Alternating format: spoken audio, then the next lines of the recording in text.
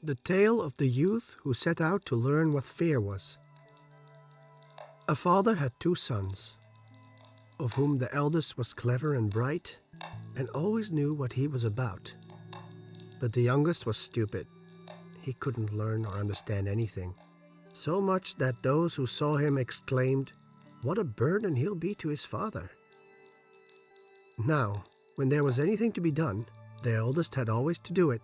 But if something was required later on in the night time, and the way led through the churchyard, or some such ghostly place, he always replied, "Oh no, father, nothing will induce me to go there. It makes me shudder," for he was afraid. Or, when they sat of an evening around the fire telling stories which made one's flesh creep, the listeners sometimes said, "Oh, it makes one shudder." The youngest sat in the corner, heard the exclamation, and could not understand what it meant. "They are always saying it makes one shudder. It makes one shudder. Nothing makes me shudder. It's probably an art quite beyond me." Now, it happened that his father said to him one day, "Hearken, you there in the corner. You are growing big and strong, and you must learn to earn your own bread. Look at your brother, what pains he takes. But all the money I've spent on your education is thrown away." "My dear father," he replied, "I will gladly learn. In fact, if it were possible, I should like to learn to shudder. I don't understand that a bit yet." The eldest laughed when he heard this, and thought to himself, "Good heavens, what a ninny my brother is. He'll never come to any good. As the twig is bent, so is the tree inclined." The father sighed and answered him, "You'll soon learn to shudder, but that won't help you to make a living." Shortly after this, when the sexton came to pay them a visit, the father broke out to him and told him what a bad hand his youngest son was at everything. He knew nothing and learned nothing. Only think! When I asked him how he proposed gaining a livelihood, he actually asked to be taught to shudder. "If that's all he wants," said the sexton, "I can teach him that. You just send him to me. I'll soon polish him up." The father was quite pleased with the proposal, because he thought it will be a good discipline for the youth. And so the sexton took him into his house, and his duty was to toll the bell. After a few days, he woke him at midnight and bade him rise and climb into the tower to toll. "Now, my friend, I'll teach you to shudder," thought he. He stole forth secretly in front, and when the youth came up above and had turned round to grasp the bell rope, he saw, standing opposite the hole of the belfry, a white figure. "Who's there?" he called out. But the figure gave no answer, and neither stirred nor moved. "Answer," cried the youth, "or be gone. You have no business here at this hour of the night." But the sexton remained motionless, so that the youth might think that it was a ghost. The youth called out the second time, "What do you want here? Speak if you are an honest fellow, or I'll knock you down the stairs." The sexton thought, "He can't mean that in earnest," so gave forth no sound, and stood as though he were made of stone. Then the youth shouted out to him the third time, and as that too had no effect, he made a dash at the spectre and knocked it down the stairs, so that it fell about 10 steps and remained lying in the corner. Thereupon he tolled the bell, went home to bed without saying a word, and fell asleep. The sexton's wife waited a long time for her husband, but he never appeared. At last she became anxious, and woke the youth and asked, "Don't you know where my husband is? He went up to the tower in front of you." "No," answered the youth, "but someone stood on the stairs up there just opposite the trap door in the belfry. And because he wouldn't answer me or go away, I took him for a rogue and knocked him down. You'd better go and see if it was he. I should be much distressed if it were." The wife ran and found her husband, who was lying groaning in a corner with his leg broken. She carried him down and then hurried with loud protestations to the youth's father. "Your son has been the cause of a pretty misfortune," she cried. "He threw my husband downstairs so that he broke his leg. Take the good-for-nothing wretch out of our house." The father was horrified. hurried to the youth and gave him a scolding. "What unholy pranks are these? The evil one must have put them into your head." "Father," he replied, "only listen to me. I am quite guiltless. He stood there in the night, like one who meant harm. I didn't know who it was, and warned him 3 times to speak or be gone."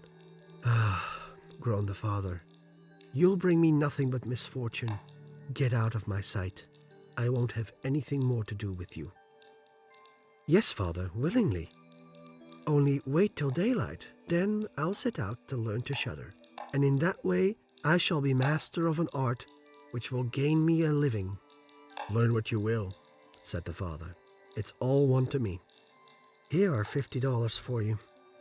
Set forth into the wide world with them.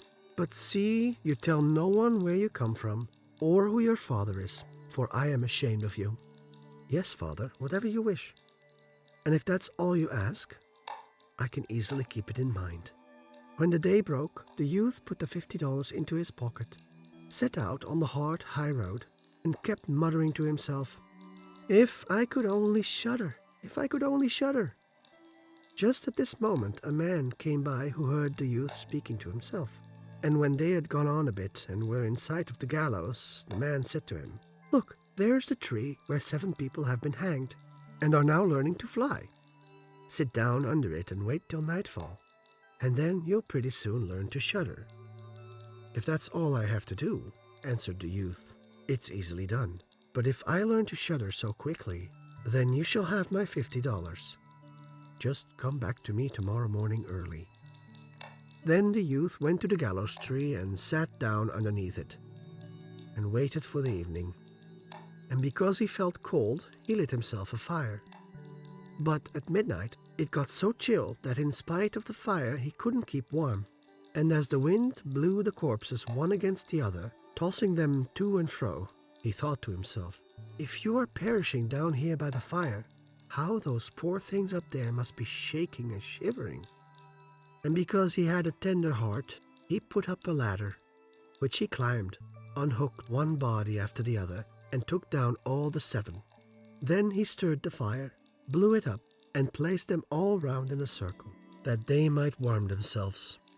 But they sat there and did not move, and the fire caught their clothes. Then he spoke, "Take care, or I'll hang you up again."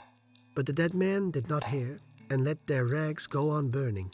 Then he got angry and said, "If you aren't careful yourselves, then I can't help you, and I don't mean to burn with you." And he hung them up again in a row. Then he sat down at his fire and fell asleep. On the following morning the man came to him and, wishing to get his $50, said, "Now do you know what it is to shudder?" "No," he answered. "How should I? Those fellows up there never opened their mouths, and were so stupid that they let those few old tatters they have on their bodies burn." Then the man saw he wouldn't get his $50 that day, and went off, saying, "Well, I'm blessed if I ever met such a person in my life before." The youth went too on his way, and began to murmur to himself, "Oh, if I could only shudder, if I could only shudder." A carrier who was walking behind him heard these words, and asked him, "Who are you?" "I don't know," said the youth. "Where do you hail from?" "I don't know." "Who's your father?" "I may not say." "What are you constantly muttering to yourself?" "Oh," said the youth, "I would give worlds to shudder, but no one can teach me." "Stuff and nonsense," spoke the carrier. "Come along with me, and I'll soon put that right." The youth went with the carrier, and in the evening they reached an inn, where they were to spend the night. Then, just as he was entering the room, he said again, quite aloud, "Oh, if only I could shudder, if only I could shudder." The landlord, who heard this, laughed and said, "If that's what you're sighing for, you shall be given every opportunity here." "Oh, hold your tongue," said the landlord's wife. "So many people have paid for their curiosity with their lives. It were 1,000 pities if those beautiful eyes were never again to behold daylight." But the youth said, "No matter how difficult, I insist on learning it. Why, that's what I've set out to do." he left the landlord no peace till he told him that in the neighborhood stood a haunted castle, where one would easily learn to shudder if one only kept watch in it for 3 nights. The king had promised the man who dared to do this thing his daughter as wife, and she was the most beautiful maiden under the sun. There was also much treasure hidden in the castle, guarded by evil spirits, which would then be free, and was sufficient to make a poor man more than rich. Many had already gone in, but so far none had ever come out again. So the youth went to the king and spoke. "If I were allowed, I should much like to watch for 3 nights in the castle." The king looked at him, and because he pleased him, he said, "You can ask for 3 things, none of them living, and those you may take with you into the castle." Then he answered, "Well, I shall beg for a fire, a turning lathe, and a carving bench with the knife attached." On the following day, the king had everything put into the castle, and when the night drew on, the youth took up his position there, lit a bright fire in one of the rooms, placed the carving bench with the knife close to it, and sat himself down on the turning lathe. "Oh, if only I could shudder," he said. "But I shan't learn it here either." Toward midnight, he wanted to make up the fire, and as he was blowing up a blaze, he heard a shriek from a corner. "Oh, mio! How cold we are!" "You fools!" he cried. "Why do you scream? If you are cold, come and sit at the fire and warm yourselves." And as he spoke, 2 huge black cats sprang fiercely forward and sat down, one on each side of him, and gazed wildly at him with their fiery eyes. After a time, when they had warmed themselves, they said, "Friend, shall we play a little game of cards?" "Why not?" he replied. "But first, let me see your paws." Then they stretched out their claws. "Ha!" said he. "What long nails you've got! Wait a minute, I must first cut them off." Thereupon he seized them by the scruff of their necks, lifted them on the carving bench, and screwed down their paws firmly. "After watching you narrowly," he said, "I no longer feel any desire to play cards with you." And with these words, he struck them dead and threw them out into the water. But when he had thus sent the 2 of them to their final rest, and was again about to sit down at the fire, out of every nook and corner came forth cats and black dogs with fiery chains in such swarms that he couldn't possibly get away from them.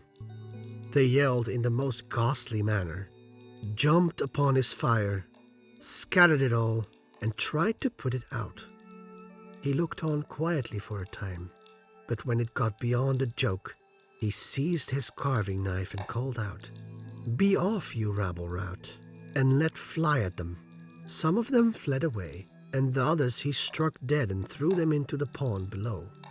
When he returned, he blew up the sparks of the fire once more and warmed himself. And as he sat thus, his eyes refused to keep open any longer, and the desire to sleep stole over him. Then he looked around him and beheld in the corner a large bed. "The very thing," he said, and laid himself down in it. But when he wished to close his eyes, the bed began to move by itself, and ran all around the castle. "Capital," he said, "only a little quicker." Then the bed sped on as if drawn by 6 horses, over thresholds and stairs, up this way and down that. All of a sudden, crash, crash. With a bound it turned over, upside down, and lay like a mountain on top of him. But he tossed the blankets and pillows in the air, emerged from underneath, and said, "Now anyone who has the fancy for it may go on a drive." Then he laid down at his fire and slept till daylight. In the morning the king came, and when he beheld him lying on the ground, he imagined the ghost had been too much for him, and that he was dead. Then he said, "What a pity, and such a fine fellow he was." The youth heard this, got up, and said, "It's not come to that yet." Then the king was astonished, but very glad, and asked how it had fared with him. "First rate," he answered. And now I've survived the one night, I shall get through the other two also." The landlord, when he went to him, opened his eyes wide and said, "Well, I never thought to see you alive again. Have you learned now what shuddering is?" "No," he replied. "It's quite hopeless. If someone could only tell me how to." The second night he went up again to the old castle, sat down at the fire and began his old refrain, "If I could only shudder." As midnight approached, a noise and din broke out, at first gentle, but gradually increasing. Then all was quiet for a minute, and at length, with a loud scream, half of a man dropped down the chimney and fell before him. "Hi, up there!" shouted he. "There's another half wanted down here. That's not enough." Then the din commenced once more. There was a shrieking and a yelling, and then the other half fell down. "Wait a bit," he said. "I'll stir up the fire for you." When he had done this and again looked around, the two pieces had united, and a horrible-looking man sat on his seat. "Come," said the youth, "I didn't bargain for that. The seat is mine." The man tried to shove him away, but the youth wouldn't allow it for a moment, and, pushing him off by force, sat down in his place again. Then more men dropped down, one after the other, who, fetching 9 skeleton legs and 2 skulls, put them up and played ninepins with them. The youth thought he liked to play too, and said, "Look here, do you mind my joining the game?" "No, not if you have money." "I've money enough," he replied. "But your balls aren't round enough." Then he took the skulls, placed them on his lathe, and turned them till they were round. "Now they'll roll along better," said he. And oopla! Now the fun begins. He played with them and lost some of his money, but when 12 struck, everything vanished before his eyes. He lay down and slept peacefully. The next morning the king came, anxious for news. "How have you got on this time?" he asked. "I played ninepins," he answered, "and lost a few pence." "Didn't you shudder then?" "No such luck," said he. "I made myself merry. Oh, if I only knew what it was to shudder." On the third night he sat down again on his bench and said in the most desponding way, "If I could only shudder." When it got late, 6 big men came in carrying a coffin. Then he cried, "Ha ha! That's most likely my little cousin, who only died a few days ago." And beckoning with his finger, he called out, "Come, my small cousin, come." They placed the coffin on the ground, and he approached it and took off the cover. In it lay a dead man. He felt his face, and it was cold as ice. "Wait," he said, "I'll heat you up a bit." Went to the fire, warmed his hand, and laid it on the man's face, but the dead remained cold. Then he lifted him out, sat down at the fire, laid him on his knee, and rubbed his arms that the blood should circulate again. When that too had no effect, it occurred to him that if 2 people lay together in bed, they warmed each other. So he put him into the bed, covered him up, and laid down beside him. After a time, the corpse became warm and began to move. "Now, my little cousin, what would have happened if I hadn't warmed you?" But the dead man rose up and cried out, "Now I will strangle you." "What?" said he. "Is that all the thanks I get? You should be put straight back into your coffin." Lifted him up, threw him in, and closed the lid. Then the 6 men came and carried him out again. "I simply can't shudder," he said, "and it's clear I shan't learn it in a lifetime here." Then a man entered, of more than ordinary size, and of a very fearful appearance. But he was old, and had a white beard. "Oh, you miserable creature, now you will soon know what it is to shudder," he cried, "for you must die." "Not so quickly," answered the youth. "If I am to die, you must catch me first." "I shall soon lay hold of you," spoke the monster. "Gently, gently, don't boast too much. I am as strong as you, and stronger too." "We'll soon see," said the old man. If you are stronger than I, then I'll let you off. Come, let's have a try." Then he led him through some dark passages to a forge, and grasping an axe, he drove one of the anvils with a blow into the earth. "I could do better than that," cried the youth, and went to the other anvil. The old man drew near him in order to watch closely, and his white beard hung right down. The youth seized the axe, cleft the anvil open, and jammed in the old man's beard. "Now I have you," said the youth. "This time it is your turn to die." Then he seized an iron rod and belabored the old man till he, whimpering, begged him to leave off, and he would give him great riches. The youth drew out the axe and let him go. The old man led him back to the castle and showed him in a cellar 3 chests of gold. "One of these," said he, "belongs to the poor, 1 to the king, the 3rd is yours." At that moment 12 struck, and the spirit vanished, leaving the youth alone in the dark. "I'll surely be able to find a way out," said he. And groping about, he at length found his way back to the room and fell asleep at his fire. The next morning the king came and said, "Well, now you've surely learned to shudder." "No," he answered. "What can it be?